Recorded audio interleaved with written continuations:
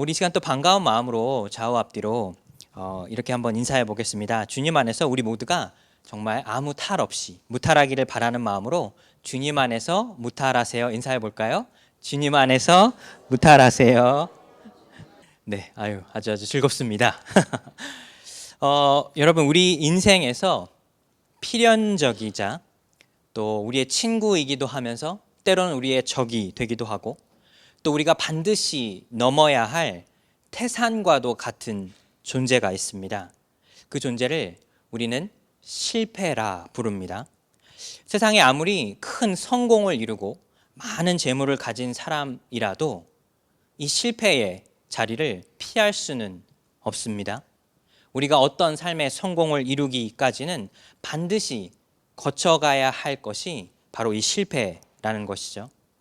여러분 모두 과거의 실패 생각나십니까? 우리 생각해 보면 인생의 크고 작은 실패를 만나게 될 때 우리가 어떻게 우리의 마음을 잘 관리해야 하는지가 굉장히 중요하다는 사실입니다.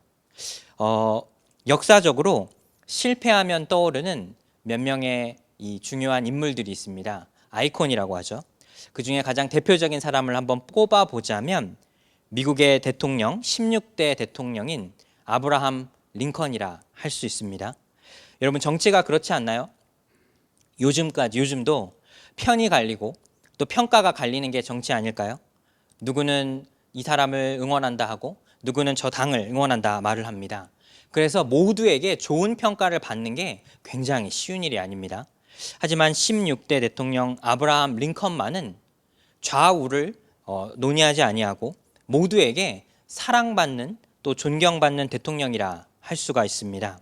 사람들에게 물어보게 되었을 때 가장 존경하고 사랑하는 대통령으로 늘 꼽히는 사람이 바로 이 아브라함 링컨입니다.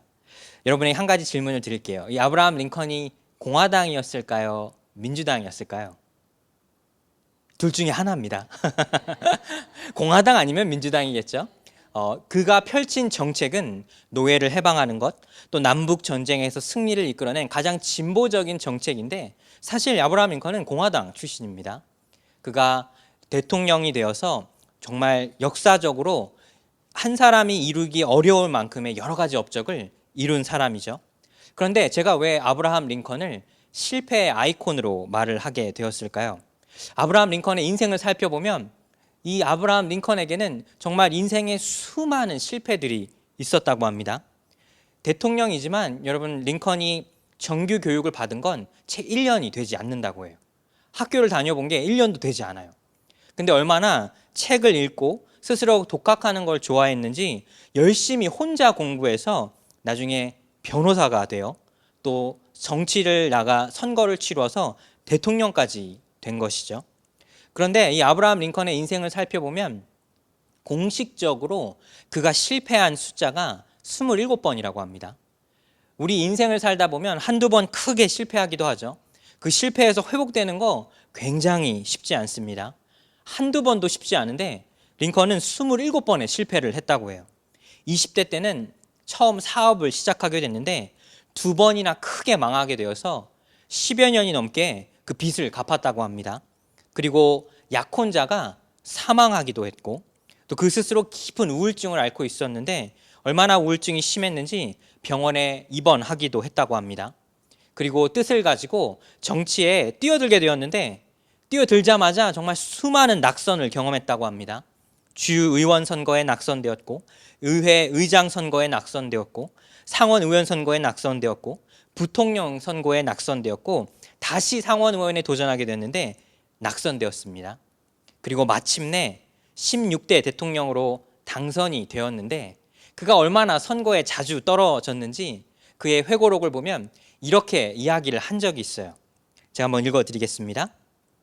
링컨이 한 말입니다. 나는 선거에서 또 졌다는 소식을 듣고 곧바로 음식점으로 달려갔다. 그리고 배가 부를 정도로 음식을 많이 먹었다. 그 이후에 이발소에 가서 머리를 다듬은 후에 기름을 듬뿍 발랐다. 이제 누구도 나를 실패한 사람으로 보지 않을 것이다. 나는 이제 막 다시 시작했기 때문이다.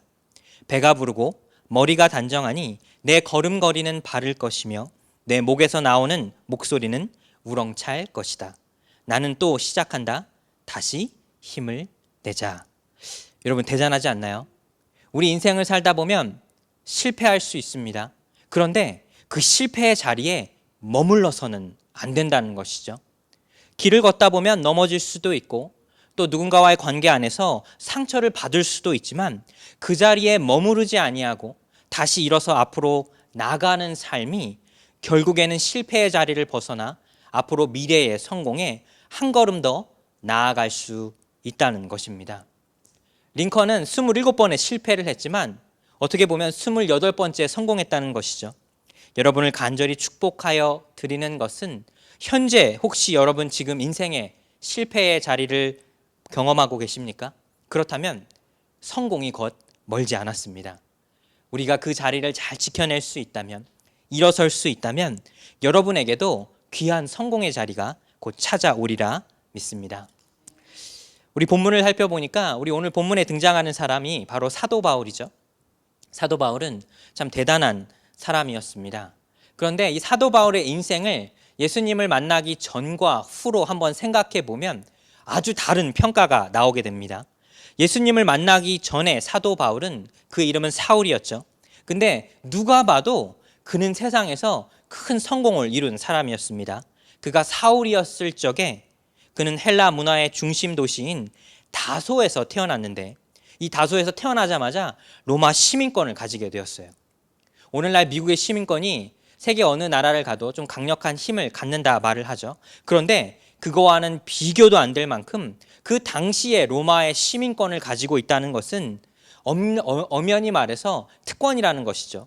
그 누구도 로마의 시민권을 가진 사람을 감옥에 넣거나 마음대로 판단할 수가 없었습니다. 반드시 로마 정권의 그 시스템에 기다려야 한다는 것이죠. 그런데 그는 태어나자마자 집이 아주 부유한 집안의 출신이었어요. 그리고 그가 학교에서 공부를 하게 됐는데 그를 가르친 그 선생이 그 당시에 굉장히 유명한 학자이자 또 랍비 중에서 많은 사람들에게 칭송을 받았던 가말리엘이었습니다. 가말리엘이 얼마나 대단한 사람이었는가 하면 최고의 랍비를 지칭하는 표현이 있었어요. 그게 뭐냐면 라반입니다. 어느 경지에 이른 사람, 굉장히 대단한 이 랍비를 라반이라 부르는데 그 칭호를 처음으로 받은 사람이 바로 이 가말리엘이었습니다. 바울은 사울이었을 적에 그 밑에서 수학을 하게 되어서 열심히 공부하게 되어서 나름의 좋은 성과를 내게 됐죠. 그래서 그가 큰 성공을 이루게 되었는데 어떤 성공을 이루게 되었냐면 당시 유대인의 삶과 율법을 다스리는 최고의 의결 기관이자 산헤드린, 즉 공회의 의원이 된 것입니다. 이 산헤드린에는 71명의 사람들이 의견을 내어서 어떤 결과를 내게 되는데 그 중에 한 사람으로 사울이 뽑히게 됐어요. 여러분 대단하죠? 근데 이때 사울의 나이가 굉장히 젊은 청년의 나이대였습니다. 그 누가 봐도 세상에서 큰 성공을 이룬 사람이게 되었죠. 그는 철저한 율법학자이자 원칙주의자로서 아주 젊은 나이에 큰 성공을 이뤘다는 것입니다. 어떻게 보면 오늘날로 생각해 보면 어떤 일에 도전해도 승승장구하는 아주 젊은 청년이었다는 것이죠. 그런데 그런 그가 예수님을 만나게 됐어요. 그리고 그의 인생이 180도 변화하게 됩니다. 어떻게 보면 세상의 기준으로 바울은 이전에 큰 성공을 이루게 되었는데 오히려 예수님을 만나고 인생의 큰 실패를 경험한 것만 같습니다. 그가 다메섹으로 가던 중 예수님을 만나게 되었죠. 그리고 영적으로 감겨졌던 눈이 띄어지게 되었습니다. 이제 바울은 이전에 경험하지 못했던 세상의 실패를 경험하게 돼요. 먼저 첫 번째로 뭘 경험하는지 아십니까? 그 누구도 바울이 회심했다고 믿어주지 않아요. 바울, 너 이전까지 우리 그리스도인들을 감옥에 잡아넣었던 사람 아니야? 그래서 그의 회심을 아무도 믿어주지 않습니다. 예수님의 제자들마저도 사울의 그 소문을 듣고 있어서 알고 있었기에 그의 회심을 의심하기 시작했습니다. 어쩔 수 없이 그가 이제 변화하였고 회심하였지만 아무도 자기의 회심을 들어주지 않아 고향으로 돌아가서 다소로 돌아가서 그곳에서 10여 년 동안 시간을 보내게 되고 사람들에게 잊혀지게 됩니다. 여러분 뭔가 좀 이상하지 않나요? 아니 예수님을 믿고 하나님 안에서 거듭난 사람이 이제 더 세상에서 더 성공해야 되는 것 아닐까요? 우리 이렇게 생각할 수 있지 않습니까? 내가 이전까지 많은 고생을 하고 실패를 경험했지만 하나님을 믿음으로써 그 순간부터는 이제 내 인생이 180도 변화하겠구나, 이제 성공하겠구나, 이런 생각을 할 수밖에 없다는 것이죠. 근데 바울의 삶이 그와 전혀 반대의 삶이 되었다는 것이죠. 젊은 청년이었던 바울이 10여 년의 시간이 지나가게 되면서 어느덧 이제는 장년이 되었습니다. 그런데 그를 만나준 사람이 바로 바나바였죠. 바나바는 바울을 불러서 우리 함께 동역해서 우리 저 유럽으로 복음을 전하는 선교사가 되자라고 바울을 부르게 됩니다. 그리고 이 둘이 이제 선교 여행을 떠나게 돼요. 총 3번의 선교 여행을 떠나게 되는데 첫 번째 선교 여행 때 많은 우여곡절이 있었지만 나름의 전도의 열매를 맺게 됩니다. 그리고 본격적으로 2차 전도 여행을 떠나면서 이전까지 예수 그리스도의 복음이 유럽에 전해지지 않게 되었는데 바울과 바나바를 통하여 복음이 유럽으로 처음 이제 진도하게 됩니다. 가는 곳마다 진짜 바울이 가는 곳마다 많은 그리스도인들이 생기게 되었고 교회가 생기게 되었죠. 물론 그를 핍박하는 폭력이 난무했지만 성령님의 역사 또한 이루어지게 된 것입니다. 여기까지 보면 이제 바울의 인생이 막 회복되는 것만 같습니다. 그런데 또 그렇지가 않습니다. 오늘 본문 3절에 보시면 바울이 이 고린도 교회에게, 유럽에 세워진 교회죠, 이 교회에게 이 편지를 쓰면서 이렇게 고백하게 되는데 고린도전서 2장 3절의 말씀 우리 같이 한번 읽어보겠습니다. 내가 너희 가운데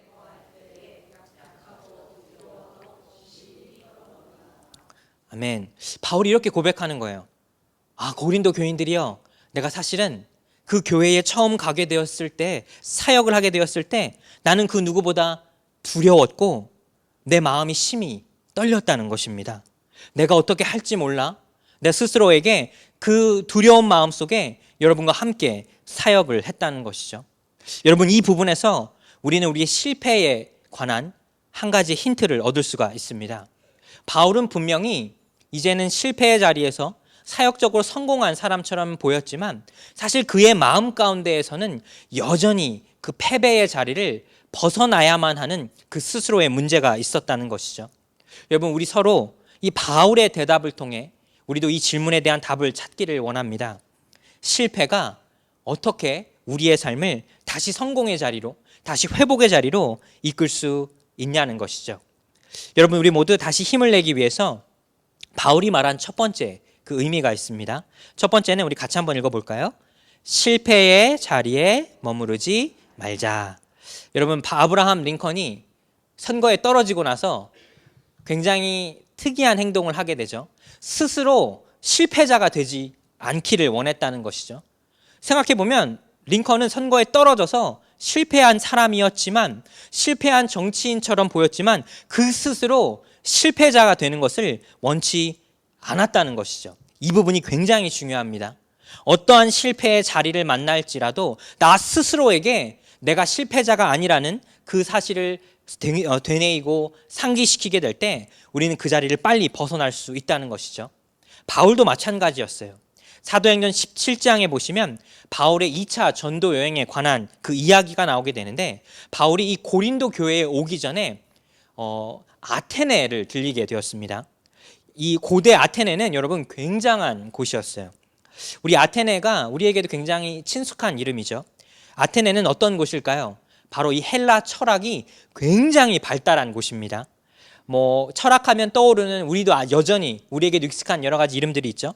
소크라테스, 아리스토텔레스, 플라톤, 이름이 어려운데 우리에게도 한 번씩은 들어본 이름이에요. 그런데 이 사람들이 아테네 출신이었습니다. 철학적으로 굉장히 발달한 곳인데 바울이 이곳에서 복음을 전하게 됐어요. 근데 그 바울이 전한 복음의 방식이 이전에 전했던 방식과 조금 다른 방식을 취하게 됩니다.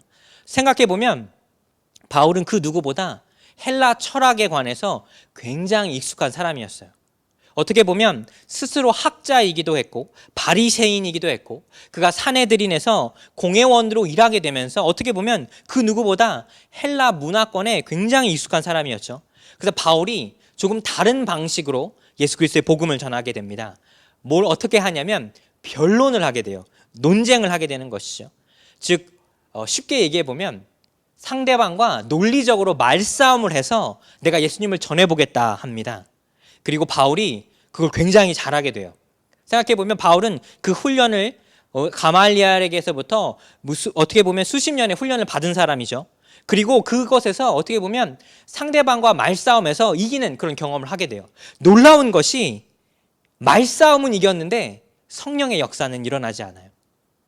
상대방과 말로 다투어서 어떻게 보면 내가 말싸움에서 승리하게 됐는데 말싸움에서 이겼다고 해서 사람들이 하나님을 믿거나 예수 그리스도를 믿지는 않았다는 것이죠. 저도 이 부분에 관해서 저 스스로도 경험한 부분이 있습니다. 예전에 한 나이가 지긋하신 목사님께서 이제 은퇴하시고 어떻게 보면 이 젊은 사역자들을 이렇게 앉히시고 본인의 사역의 어떤 특별한 지혜의 말씀을 해주신 적이 있어요. 사역에 그런 30년, 40년 동안 사역을 하시고 은퇴하신 목사님이 해주시는 말씀이 좀 귀하지 않습니까? 이제 막 사역을 시작한 입장에서는 어떤 말씀을 해주실까? 어떤 신학적인 가르침을 주실까? 우리 생각해 보게 되는데 이 목사님께서 굉장히 재밌는 이야기를 하셨습니다. 사역의 핵심은 지는 거라 하셨어요. 여러분, 사역의 가장 중요한 것이 지는 거라고 말씀하셨습니다. 젊은 사역자들이 혹은 교회 안에서 혈기를 부리거나 아무리 생각해도 내가 맞는 말을 상대방에게 해도 의미가 없다는 것입니다. 여러분 혹시 소매업이나 도매업 이런 장사를 해보신 분들은 이게 무슨 말인지 잘 아실 거예요. 내가 어떤 한 부분 안에서 나름 전문가이고 내가 잘 많이 안다고 해서 내 상대방이 고객이 내 말을 듣는 게 아니죠. 내 사람을 어떤 물건을 팔거나 서비스를 제공해야 하는 입장에서는 내가 맞아도 상대방이 맞다고 해줘야 할 때가 있다는 것이죠. 목회도 사역도 마찬가지라는 것입니다. 내가 아무리 이 사람에게 맞는 말을 해도 그 말을 듣지 않는 사람의 입장에서는 결국 그 귀에 내 마음의 말이 들리지 않는다는 것입니다.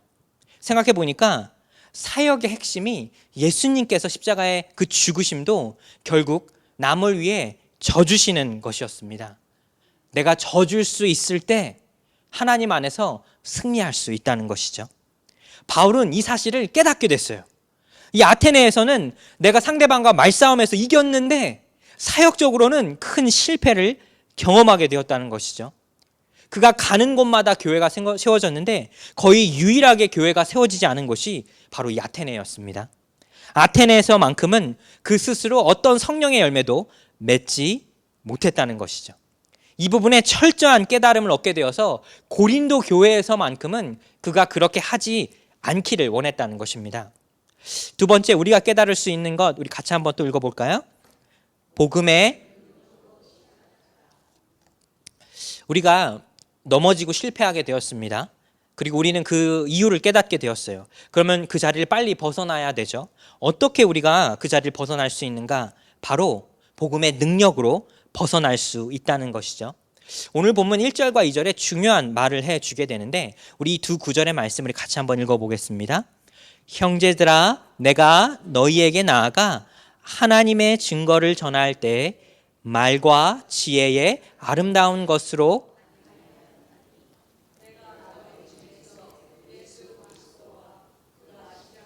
못 박힌 것 외에는 아무것도 알지 아니하기로 작정하였습니다. 아멘. 바울이 정말 처절한 고백을 하는 거예요. 내가 이 아테네에서 정말 세상의 지혜로 이 아름다운 말로 말싸움에게서 이기는 것으로 복음을 전했는데 그게 다가 아니라는 것이죠. 스스로 깨달은 것은 예수 그리스도와 그 예수 그리스도가 십자가에 못 박힌 그 복음의 능력 이외에는 내가 아무것도 알지 못하겠노라 작정했다는 것입니다. 이제 나는 예수 그리스도만 전하겠다. 나름 스스로 학자이기도 하고 많은 것을 아는 사람이었지만 그 모든 것을 이제 다 내려놓겠다는 고백입니다. 여러분은 어떻게 교회를 결정하십니까? 내가 어떤 교회를 가겠노라, 내가 어떤 교회에서 신앙생활을 하겠노라, 어떻게 결정하십니까? 생각해 보니까 우리 대부분 그렇지 않나요? 어떤 교회에 대해서 내가 신앙생활을 하고 싶을 때 가장 먼저 생각하는 것이 그 교회의 목사님들이더라고요. 어떤 목사님이 어떤 목회를 하느냐에 따라서 우리가 그 교회에서 신앙생활을 할지 안 할지가 결정된다는 것이죠. 그렇기에 사실 목사님들의 이 경건한 삶은 또 도덕적이고 윤리적인 삶은 굉장히 중요합니다. 그 부분 안에서 우리가 신용을 잃게 된다면 어떻게 보면 그 교회에서 신앙생활을 할 이유도 사라진다는 것이죠. 윤리적으로 도덕적으로 문제가 있는 사람이 어떻게 하나님의 말씀을 전할 수 있느냐는 것이죠. 그리고 그런 상황이 발생하게 됐을 때는 여러분에게 말씀드릴 수 있는 것은 과감하게 그런 교회를 떠날 수 있다는 것이죠.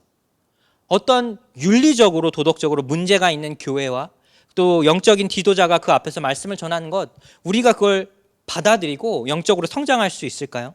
그런데 이 부분이 어떻게 보면 한 가지 더 중요한 부분이 있습니다. 그것은 바로 복음의 능력이라는 것이죠. 사랑하는 여러분, 우리는 복음을 전하는 사람의 능력에 집중해서는 안 됩니다. 오히려 그 복음 그 자체의 능력을 바라볼 수 있어야 한다는 것이죠. 그 메시지가 중요한 것이 아니라 메신저가 중요할 때가 있다는 것입니다. 예수님은 메시지이시자 메신저였습니다. 예수님 그 삶 자체가 복음의 능력이자 또 복음의 메시지였다는 것이죠. 근데 오늘날 대부분의 문제가 발생하는 교회들의 특징이 무엇인가 하면 교회의 목사나 어떤 장로님들이 이 부분을 혼동시키게 됩니다. 내 말을 들어야 너 신앙생활 할 수 있어. 내가 바로 메시지이자 메신저야. 여러분, 그 문제가 발생하게 되면 복음의 능력을 바라보는 것이 아니라 복음의 능력을 전하는 그 사람을 바라볼 수밖에 없다는 것이죠. 이 부분이 오늘날 발생하는 수많은 이단들이 바로 이 부분을 혼동시킨다는 것이죠. 그 목사를 바라보게 되고 교회를 바라보게 되고 또 장로들을 바라보니까 복음의 능력을 오직 그 사람들에게서만 찾는다는 것입니다. 사랑하는 뉴욕 주소만교회 성도 여러분, 노 목사가 대단한 사람 같나요? 혹은 아유 쟤 뭐 아무것도 아니야 이런 생각이 들 때가 있나요? 그 두 가지 다 옳은 게 아닙니다. 제가 전하는 복음의 능력이 중요한 것이지 이 목사는 아무런 힘이 없어요. 강대상에 내려가면 저는 한 아이의 아버지이자 한 아내의 남편이지 뭐 제가 영적으로 뭐 여러분보다 100배 1000배 나은 사람일까요? 전혀 그렇지 않다는 것이죠. 우리의 신앙의 삶도 마찬가지입니다. 우리는 복음의 능력을 바라볼 수 있어야 합니다. 바울이 고백하는 것이 바로 그것이에요. 내가 예수 그리스도의 십자가 이외에는 그 어떠한 것도 바라보지 않겠노라. 오직 복음의 능력만 의지하겠다는 것입니다. 예수님은 이 땅에 오셔서 십자가 위에서 죽음을 경험하셨죠. 그리고 부활하심으로 우리에게 복음의 능력을 보여주셨어요. 그런데 예수님의 십자가의 그 부활은 반드시 죽음이라는 이 육의 실패를 거쳐야 했습니다. 여러분, 부활의 영광을 누리기 위해서도 마찬가지입니다. 십자가의 인내가 필요하다는 것이죠. 바울은 우리 크리스찬들을 이렇게 이야기했습니다. 근심하는 자 같으나 항상 기뻐하고 가난한 자 같으나 많은 사람을 부요하게 하고 아무것도 없는 자 같으나 모든 것을 가진 자로다. 여러분, 우리가 바로 그런 사람이라는 것이 내 능력이 아니라 하나님의 능력을 입은 우리 모두는 실패의 자리에서 머무는 것이 아니라 이미 부활의 소망을 보여주신 예수 그리스도의 영광을 누릴 수 있다는 사실입니다. 여러분, 세상에서 실패할 수 있습니다. 넘어질 수 있어요. 좌절하지 마시길 바랍니다. 예수님은 죽음의 그 십자가 위에서 부활의 소망으로 우리에게 오셨습니다. 세상 사람들이 다 손가락질하고 다 실패자라 말하는 그 예수 그리스도가 이 부활하심으로 우리에게 능력으로 오셨다는 사실이죠. 예수님의 그 십자가의 능력이 우리와 함께 하는데 우리가 세상의 실패에서 마음을 빼앗길 이유가 있겠습니까? 아브라함 링컨이 여러분 굉장히 독실한 크리스찬이었어요. 그래서 전쟁을 치르고 있을 때, 남북 전쟁을 치르고 있을 때 그가 간절히 매일 기도했다고 해요. 그런데 이 전쟁을 치르는 한 군사가 이 병사가 한 명이 이 기도하고 있는 이 대통령을 보면서 이렇게 질문했어요. 대통령이시여, 우리 남과 북이 지금 나눠 전쟁을 치르고 있는데 우리도 기도하고 있고 상대편도 기도하고 있는데 하나님은 누구 편을 들어주실까요? 이렇게 물었어요. 여러분 좀 뭔가 좀 이렇게 좀 스마트한 질문이죠. 우리 다 하나님 앞에 기도하는데 하나님이 누구 편 들어줄까요? 물어보는 것이죠. 그때 아브라함 링컨이 참 대단한 사람인 게 이렇게 대답했다고 합니다.